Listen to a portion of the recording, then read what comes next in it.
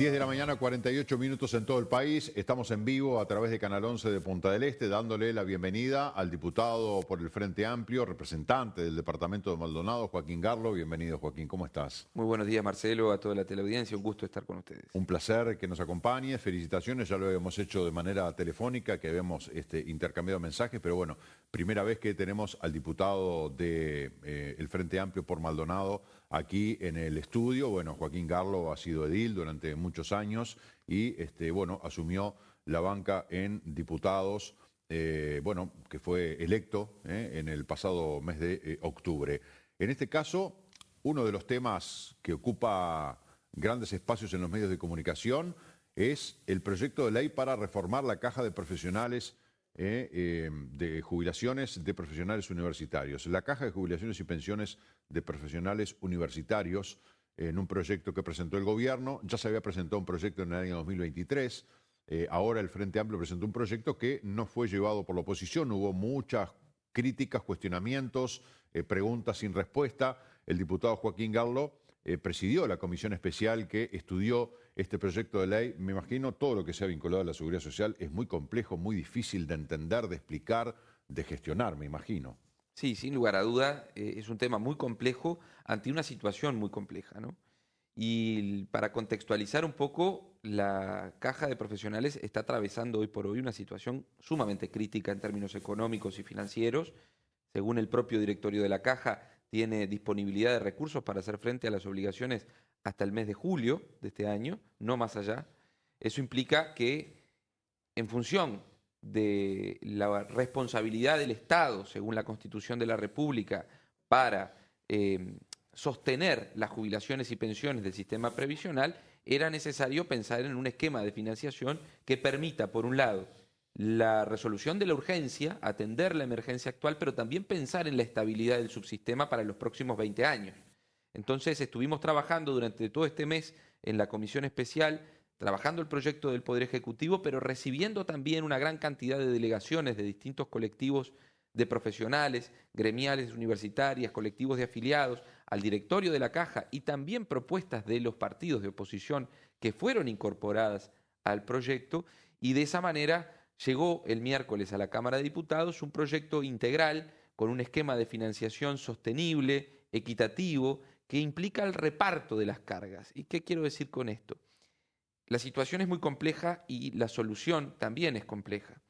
Necesitamos pensar en una solución que no solamente atienda la urgencia, sino también la estabilidad a futuro, y para eso necesitamos el compromiso de todos los actores involucrados. Por un lado, los trabajadores profesionales independientes activos, los que están en actividad, con un aumento de la tasa de aportación, un aporte de los pasivos, de los jubilados y pensionistas, a partir de determinado monto de prestaciones, a través de una contribución pecuniaria que está prevista en el proyecto, un aporte del Estado, que tiene responsabilidad no solo por su obligación constitucional, según el artículo 67, sino también por la historia y el proceso que ha tenido la Caja en los últimos años, y por otro lado un ajuste en el valor de los timbres profesionales que habían sufrido un gran descalce entre lo que son los valores de los timbres y las obligaciones que paga la Caja.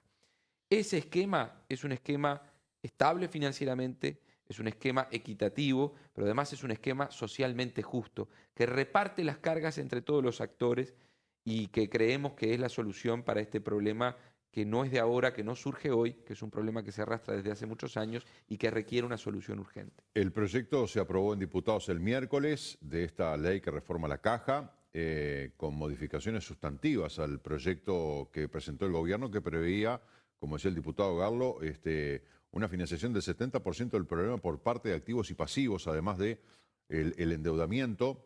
Pero Done afirmó que, a su juicio, no son estas modificaciones la solución de fondo e incluso tampoco son suficientes para cumplir con los pagos del año 2025. El proyecto prevé una financiación con aportes de rentas generales y un endeudamiento con garantía del Estado. O'Donnell dijo, a una caja quebrada nadie le presta y la caja de profesionales está quebrada. Exactamente. O'Donnell cree que en el Senado, que empezó a discutir el proyecto en el día de ayer, se debe introducir modificaciones importantes para evitar que dentro de 2 meses se esté discutiendo exactamente lo mismo. Da la sensación de injusticia por todos lados, porque que el Estado se haga cargo, el Estado somos todos. ¿Por qué los trabajadores de otras, que incluso estamos en otras cajas, industria y comercio, que a nosotros nos paga el BPS, por qué tenemos que hacernos cargo de una caja independiente que los profesionales aportan para ellos y para sus jubilaciones? Parece injusto. Que se puedan endeudar con garantía del Estado, o sea, es decir, vos pedís plata pero con mi garantía, tampoco parecería justo. Tampoco me parece justo que los profesionales activos tengan un aumento de la carga de un 16 a un 22% y que los pasivos, que ya estuvieron aportando como laburantes y ahora como pasivos también, les suban hasta un 11% el aporte. Sin olvidar de que ya pagan IAS, que es un impuesto a las jubilaciones, injusto por definición, pero que no va a la caja de profesionales, va al BPS. El BPS parte de su financiamiento lo obtiene de lo que aportan los pasivos de la caja de profesionales. Parece injusto por donde se lo mire. Ahora, ¿cómo hacen para solucionar este lío? Todo este análisis que tú estás haciendo lleva a la conclusión justamente de que la solución que es socialmente justa es la de reparto de las cargas entre todos los actores.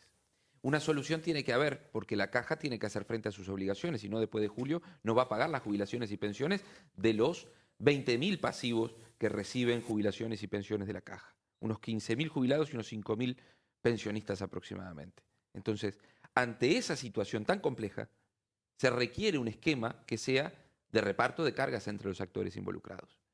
La propuesta de la oposición, que es en definitiva la que de alguna forma quedó plasmada en el proyecto el miércoles, es una propuesta que no es socialmente justa, porque su financiamiento se basa en que aumente el aporte del Estado a través de rentas generales, que el Estado no es una entelequia, el Estado somos cada uno de nosotros que paga impuestos, que de esa forma financia las cuentas públicas y que se saca de un lugar para poner en otro, ¿no? Eso tiene que estar claro. Entonces, la propuesta del Partido Colorado, del Partido Nacional, es mayor aporte del Estado y el endeudamiento como solución. Y como bien decías y decía el ministro de Economía, ¿quién puede pensar que es razonable que un organismo que está fundido se endeude para salvarse? ¿Quién le va a prestar plata a un organismo que no tiene capacidad de repago? A pesar de tener al Estado uruguayo de garantía. Sí, porque la ley quedó establecida en que si no acredita tener capacidad de repago la caja, claro, el Estado no le va a autorizar la garantía. A ver, no podemos firmar un cheque en blanco, sería sumamente irresponsable. Tiene que haber condiciones de certeza para que el Estado sea garantía de la caja, como lo fue en el caso de la caja bancaria hace algunos años atrás. Entonces, el endeudamiento está planteado desde el Poder Ejecutivo como una herramienta para achicar la brecha financiera que se pueda generar al corto o mediano plazo, no como una solución al problema. Yo también quiero hacer énfasis en un punto que me parece sustancial y es, la caja nace en el año 1954 cuando no había previsión social para los profesionales independientes. La caja de profesionales abarca a los profesionales independientes, los que ejercen liberalmente la profesión, no los que están en relación de dependencia. Ellos van por BPS o por otras cajas dependiendo de dónde trabajen. En aquella época, si el profesional o bien trabajaba hasta morir o ahorraba durante su vida activa para financiar su retiro, porque no había seguridad social para el profesional independiente. Ahí nace la caja, no como un sistema de privilegio o de preferencia, sino ante una ausencia de previsión social para los profesionales. La caja ha sufrido múltiples vicisitudes a lo largo de los años, malas administraciones, mala gestión de los recursos, problemas financieros, descalce en los cálculos del pago de jubilaciones, en fin. Hoy por hoy, 2/3 partes de las pasividades que paga la caja están subsidiadas, digamos, por el organismo. Entonces, hay un desfasaje ahí en términos actuariales, en términos de proyección del financiamiento, que son muy complejos.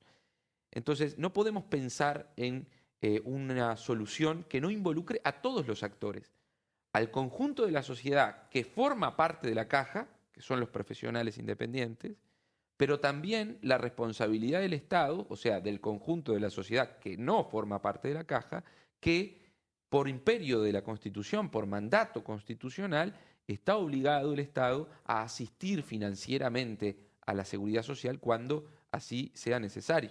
Entonces, no podemos pensar en una solución que sea únicamente del Estado, no podemos pensar en una solución que sea únicamente de los profesionales y bueno, estamos trabajando para llegar al acuerdo en términos de responsabilidad republicana que permita una solución viable, seria, responsable para este problema que no es de hoy, que se viene arrastrando desde hace muchos años.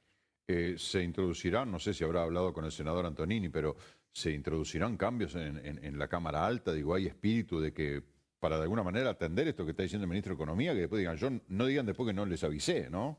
Ayer nos reunimos con la bancada de senadores del Frente Amplio, con el senador Antonini, estuvimos en contacto también con las autoridades del Ministerio de Economía para continuar el proceso. Esto no terminó el miércoles en diputados, esto sigue.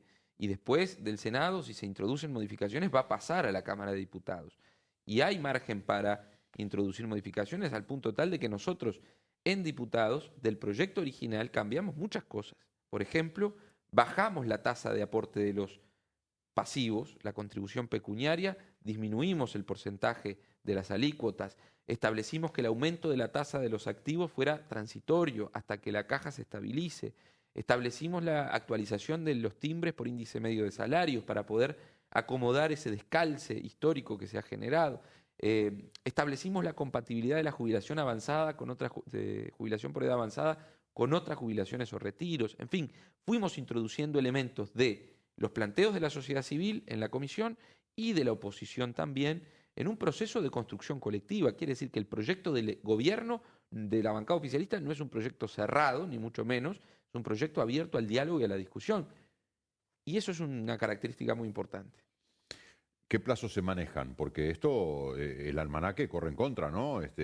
Los profesionales hablan de que no hay para pagar en julio, el ministro Done dice que, bueno, así como está, o sea, se caen por el camino este año, cae la caja de profesionales y no se aprueba este proyecto. Sí, el déficit de este año son unos 50 millones de dólares y en julio la caja informó que no tendría posibilidad de pago. Entonces, sí o sí precisamos ley. Precisamos ley como instrumento para hacer frente a esta situación.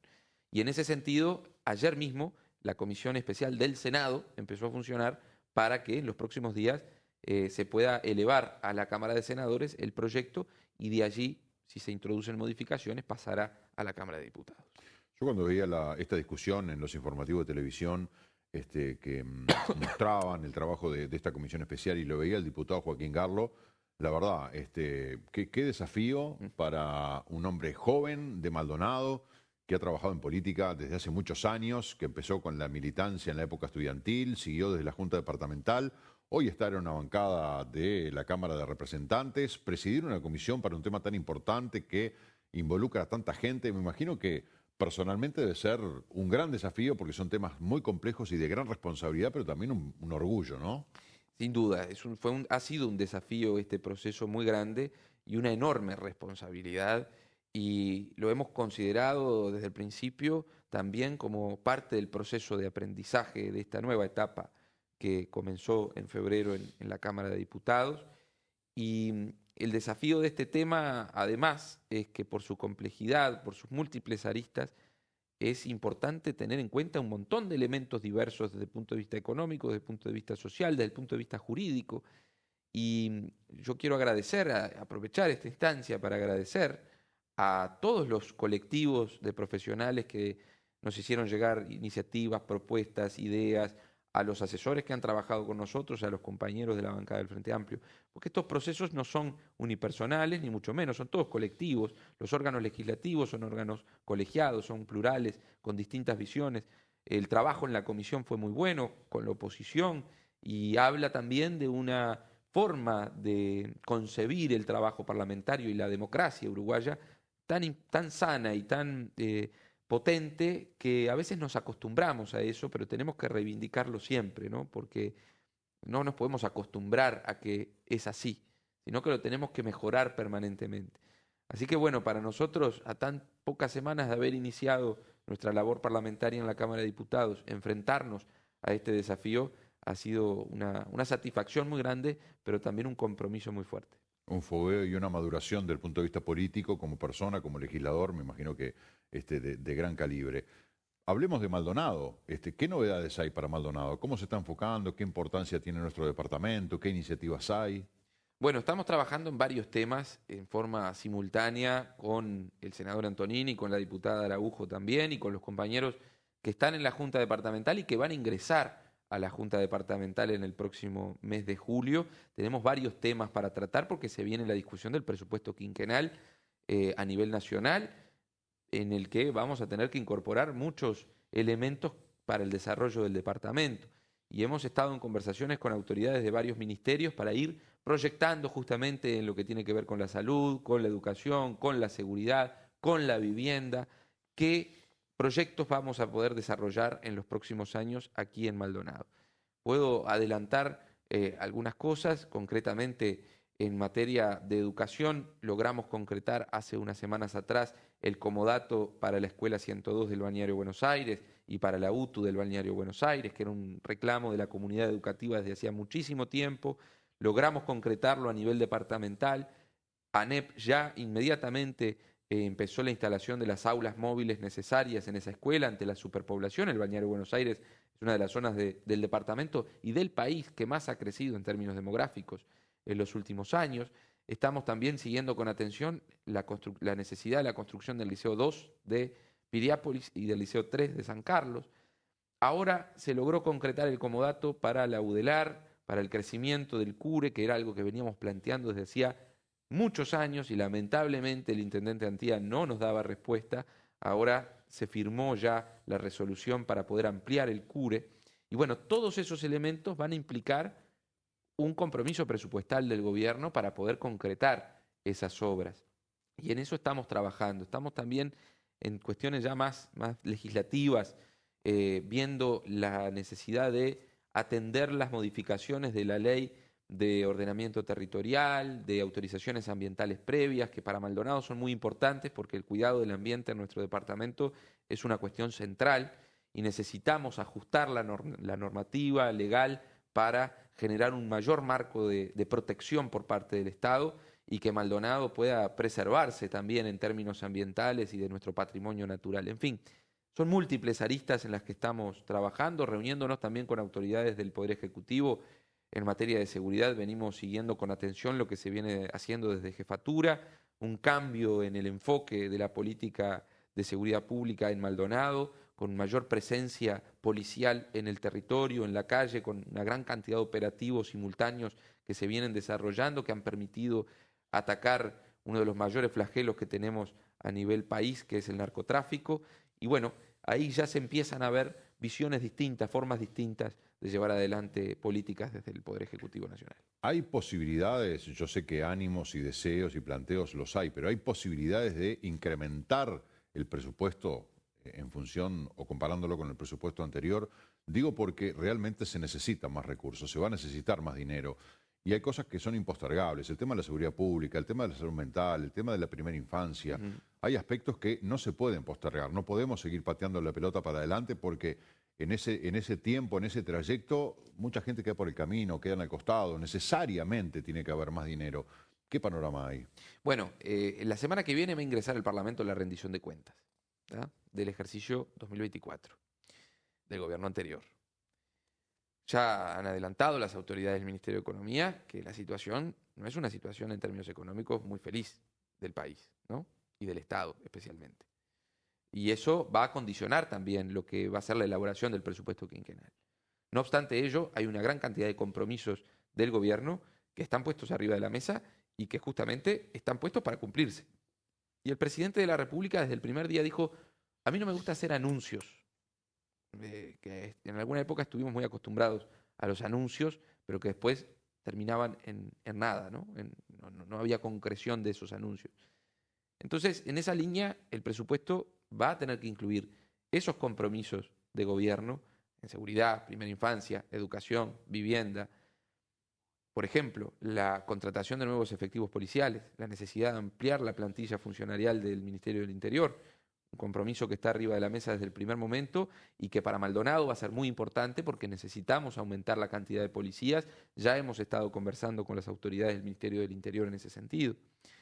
La necesidad también de pensar en mejorar el sistema de becas y de acceso a la educación. Ya se anunció que después de las vacaciones de julio se va a entregar el bono de apoyo escolar que se había anunciado desde el debate de la segunda vuelta y que se va a concretar ahora en el segundo semestre de este año. primera infancia, una necesidad urgente de poner el foco, sobre todo por el crecimiento exponencial de la pobreza infantil y en algunos segmentos en Maldonado un crecimiento más que exponencial en el último tiempo. Y eso requiere no solamente destinar presupuesto para políticas públicas, sino también una mayor y mejor coordinación entre los distintos organismos del Estado.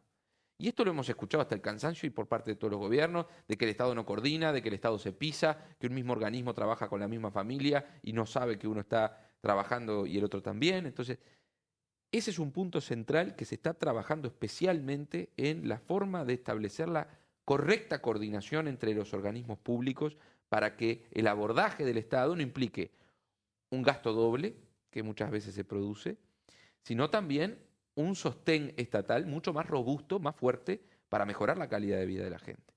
Son todos aspectos que se van a ver reflejados en el presupuesto quinquenal, un presupuesto que va a enfrentar dificultades económicas muy grandes, porque la rendición de cuentas que la semana que viene se va a considerar en el Parlamento va a demostrar eso.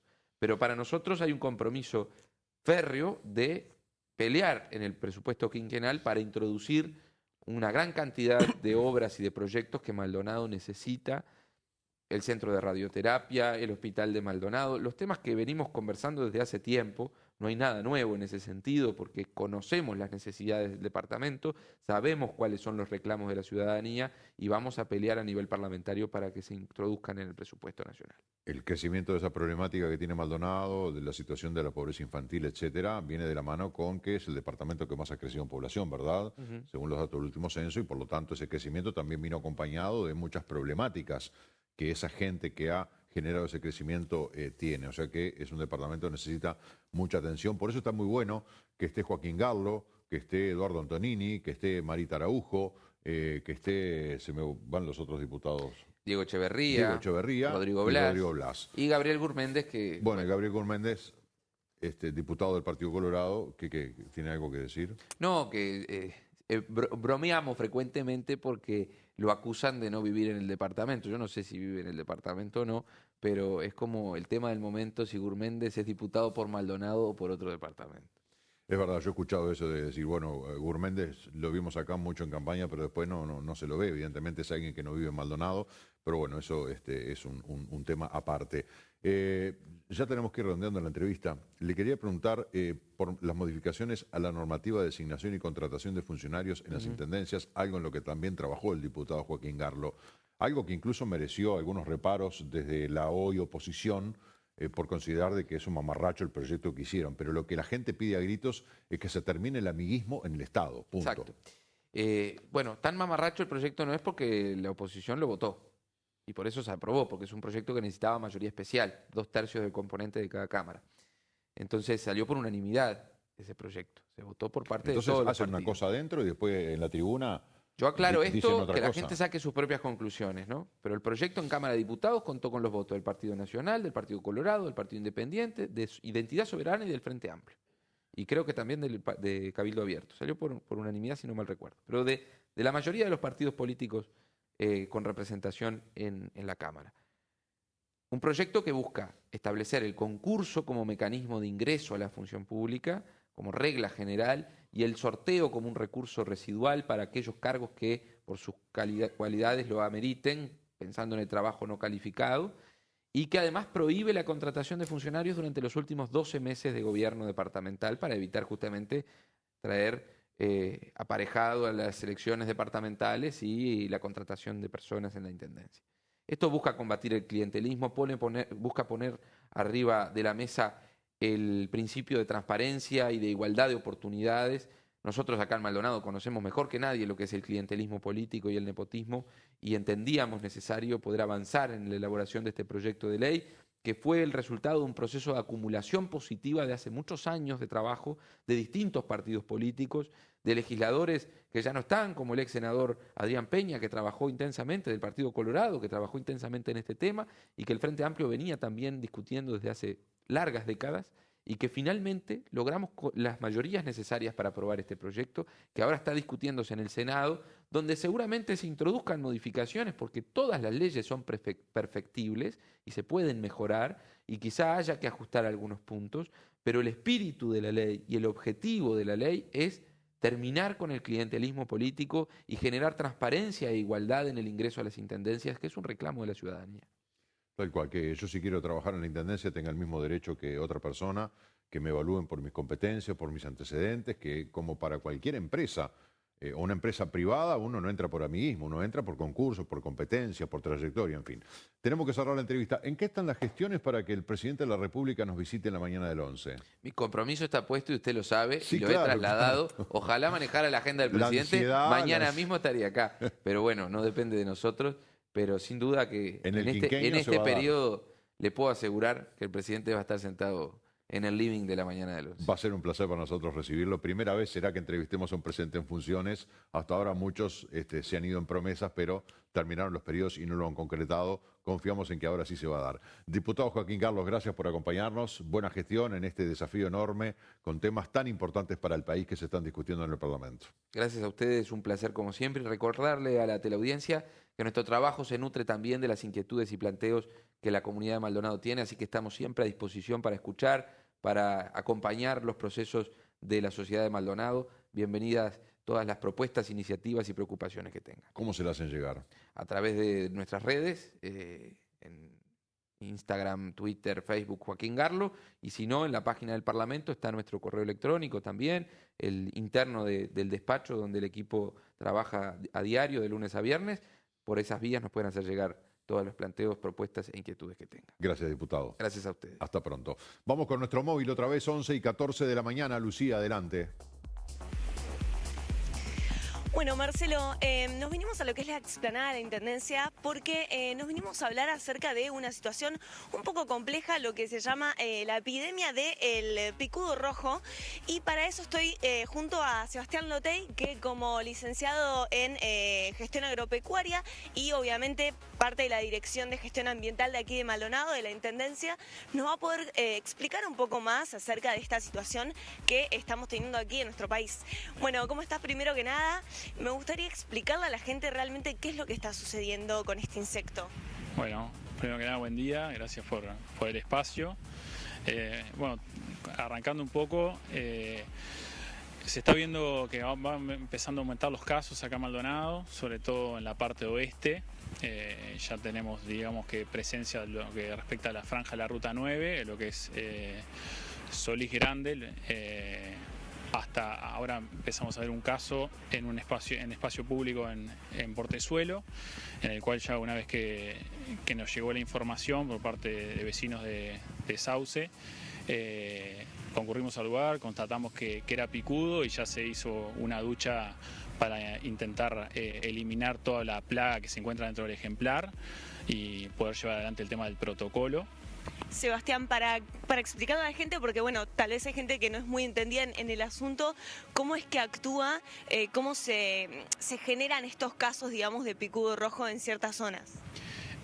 Bueno, mira, nosotros como Intendencia lo que estamos haciendo, que arrancamos en noviembre del 23, cuando mediante instancias con gente de los ministerios nos fuimos informando un poco, comenzamos a llevar adelante una red de monitoreos con trampas que tienen atrayentes, hormonas tanto de sexual como de alimento, hablando claro.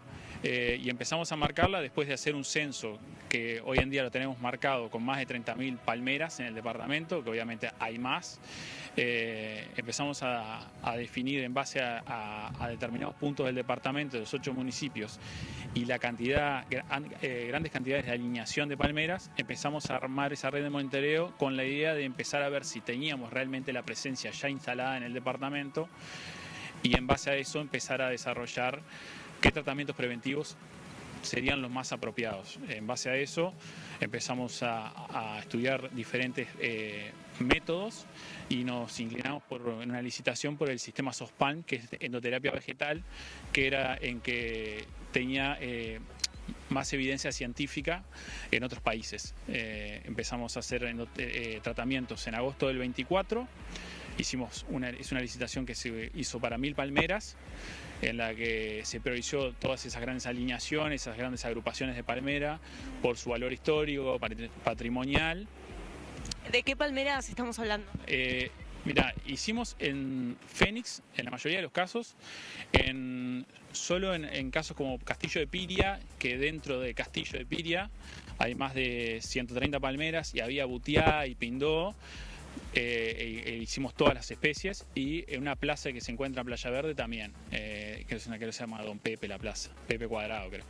Después hemos hecho solo Fénix, que está actualmente, Maldonado es el único lugar donde tenemos casos, y se conoce que es la predilecta del insecto en el caso de que vaya a atacar, ¿no? Pero está, como todo, supervivencia, el día de mañana se va a quedar sin esa especie y va a empezar a atacar otras como las nativas, que eso fue lo que generó esa gran alarma a nivel nacional por el tema de los palmares de rocha. Sin duda, porque bueno, esto actúa de manera sumamente ágil, por lo que me venías comentando fuera del aire. Entonces, en cuestión de muy poco tiempo, pasan de una palmera a otra, y si se encuentra en una zona de mucho palmar, digamos, es algo que, o sea, de un momento para otro es una invasión absoluta. Sí, bueno, mira, nosotros actualmente tenemos más de 200 palmeras afectadas en lo que respecta al departamento. Más del 70% de eso se encuentra en predio privado, y te diría que la cantidad de casos que hay hoy en día creo que duplicó o casi triplicó lo que teníamos hasta, te diría, diciembre del 2024. Sabemos que en verano, sobre todo fines de primavera, es cuando hay mayor temperatura, es cuando el bicho como que acelera su etapa de desarrollo, y es cuando, ahora en otoño, es cuando se empiezan a ver todas las consecuencias en ejemplares afectados que durante el verano no se vieron. O sea, es como que estamos en el pico de empezar a ver palmeras afectadas. Sebastián, y bueno, entendiendo la alerta que se está viviendo, la medida inmediata que se está haciendo o que se busca hacer, ¿cuál es para poder buscarle una solución? Bueno, nosotros tenemos la gran limitante, como te decía ahí en el tema porcentual del privado. Nosotros, esto arrancó en el primer caso, que nosotros lo llamamos como caso cero, en Playa Verde, en un predio privado, que está Maldonado como departamento turístico. Hay muchos balnearios que hay casa de veraneo. Esa casa de veraneo no hay personas viviendo durante gran parte del año, y a veces es muy difícil lograr rastrearlos, que es lo que nos pasó a nosotros. Entonces, no tenemos, legalmente no podemos acceder al privado. Eso nos limita mucho. Sí, lo que hemos hecho nosotros es desde la Intendencia, por ejemplo, más allá de esas 1000 palmeras que tenemos tratadas, que ahora se va a hacer una ampliación, o sea, vamos a superar el tema del $500,000 para tratar 1000 palmeras más. Vamos a tener en total 2000 palmeras tratadas en el departamento, con el criterio que te mencionaba recién. Toda palmera que hemos encontrado con síntomas en espacio privado, en espacio público, la Intendencia, lo que estamos haciendo, hacemos la ducha, que es para intentar eliminar la plaga que se encuentra de ese ejemplar, y después continuamos con el tema del protocolo de retiro establecido por el Ministerio, que se trata de cortar el balón, que es la parte superior de la palmera, esa donde nacen las palmas, chipearla para intentar triturar todo lo que es tanto resto vegetal como el resto de la plaga, y se ponen bolsones y se entierra a más de 2 metros. Y bueno, queda entonces la tarea esa compleja de poder hablar bien, ¿no?, con los privados para poder pararlo todo al mismo tiempo en algún punto, porque vos recién me comentabas también el hecho de que si se va trabajando en ciertas zonas, en otras zonas mientras tanto se va generando la invasión.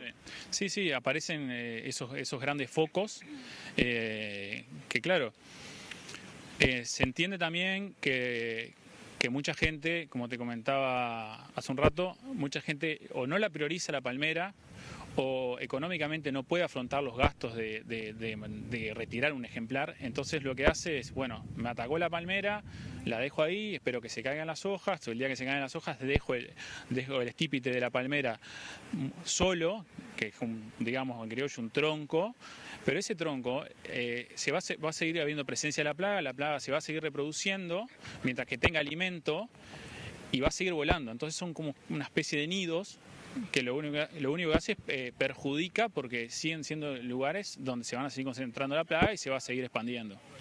Bueno, te damos las gracias, Sebastián, por toda esta explicación y bueno, para poder también brindar conciencia, ¿no?, del cuidado que hay que tener de este tipo de cuestiones, porque puede pasar a mayores y invadir lo que son nuestras plantas nativas, ¿no? Y eso es un tema bastante complejo, así que te damos las gracias sin más y bueno, ya vamos cerrando este móvil, si te parece, Marcelo, nos vemos a continuación. Muy bien, muchas gracias, Lucía. Bueno, muy interesante esta entrevista. ¿Qué problema este picudo rojo, no? Otra vez un problema importado de Asia que nos complica la vida, ¿no? Porque este insecto que es originario de Asia vino a dar a Uruguay. Muchos dirán, ¿y cómo vino a dar a Uruguay? La verdad no tengo ni idea. Volando obviamente no, pero habrá venido, no sé, en alguna embarcación, no sé, no tengo idea, los científicos lo sabrán, no quiero pecar de ignorante, más allá de que no domino el tema, pero evidentemente es un problema enorme y que además, como decíamos el otro día, la tasa de reproducción de esto es brutal. Y como explicaba recién nuestro entrevistado, que el hecho de dejar solamente el tronco no es que diga, bueno, como no hay hoja, dejo que la palmera se muera y listo, porque allí sigue habiendo reproducción de insectos porque se siguen alimentando, siguen volando y se siguen multiplicando. Es un problema enorme, no sé, ojalá que tenga solución. 11:23, pausa y volvemos.